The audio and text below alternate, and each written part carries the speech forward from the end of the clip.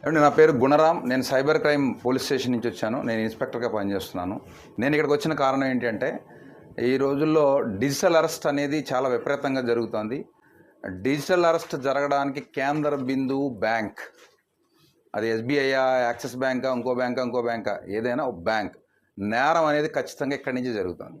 ఆ జరుగుతున్నట్టు నేరం ఏ విధంగా జరుగుతుందన్న దాని మీద మీ అందరికీ అవగాహన ఉండాల్సిన అవసరం ఉంది. డిజిటల్ అరెస్ట్ పేరుతో, లేకపోతే ఈ సైబర్ క్రైమ్ ఫ్రాడ్స్ పేరుతో సుమారుగా మన ఆంధ్రప్రదేశ్లో ఈ సంవత్సరం అంటే జాన్యువరి నుంచి ఇప్పటివరకు 800 కోట్ల రూపాయలు పైబడి డబ్బులు పోయినాయి అంటే ఒక్కసారి మీరు గమనించండి. బ్యాంక్కి ఏదో కస్టమర్ వచ్చాడు, ఆయన డబ్బులు ఆయన ఇష్టం కదా, ఆయన ఏదో పేరు చెప్పాడు, నేను రాసేసుకున్నాను, ఆ పేరు కరెక్ట్గానే ఉంది, నేను చెక్ చేశాను, నా పైన ఆయన చెక్ చేశాడు, ఆ పైన ఆయన చెక్ చేశాడు, పంపించేశాం అంటే కుదరదు. ఎందుకంటే ఇంటర్నెట్ బ్యాంకింగ్ ఫెసిలిటీ పేరుతో